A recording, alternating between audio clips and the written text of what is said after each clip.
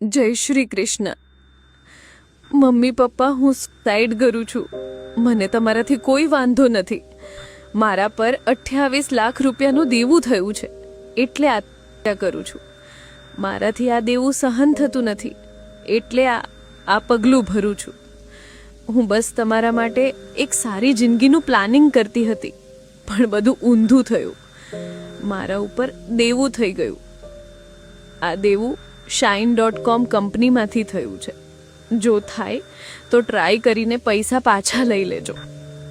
મારા મર્યા પછી IIFLમાંથી તમને 5 લાખ રૂપિયા મળી શકશે. એની પ્રોસેસ કરીને લઈ લેજો.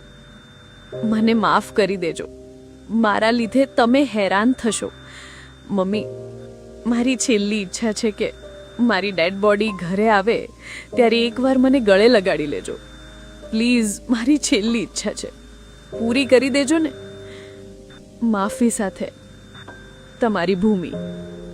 આ શબ્દો છે અમરેલીના ભાડ ગામની 25 વર્ષીય ભૂમિ સોરઠિયાના, જેણે 28 લાખ રૂપિયાનું દેવું થઈ જતા અનાજમાં નાખવાની દવા ખાઈને પોતાનો જીવ ટૂંકાવી દીધો.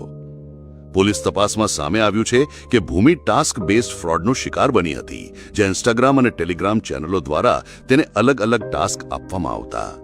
આ ટાસ્કમાં ભૂમિકાએ ધીમે ધીમે રોકાણ કરી રૂપિયા 28 લાખ જેવી મસમોટી રકમનું દેવું કરી નાખ્યું. અગાઉ રોકાણ કરેલા પૈસા પાછા મેળવવાના પ્રયાસમાં અંતે જે થયું એ આપણી નજર સામે જ છે. ટાસ્ક બેઝડ ફ્રોડમાં તમને નાના નાના ઓનલાઈન કાર્યો જેમ કે YouTube વિડીયો લાઇક કરવા, એપ ડાઉનલોડ કરવી, પ્રોડક્ટ રિવ્યૂ લખવા વગેરે કરીને પૈસા કમાવાની લાલચ આપવામાં આવે છે. શરૂઆતમાં તમને થોડા પૈસા પણ મળે છે, જેથી વિશ્વાસ કેળવાય અને પછી મોટી રકમનું રોકાણ કરાવીને છેતરપિંડી કરવામાં આવે છે. યાદ રાખો, લાલચ હંમેશા નુકસાન પહોંચાડે છે. હંમેશા સજાગ રહો. તમારી મહેનતની કમાણી સુરક્ષિત રાખો.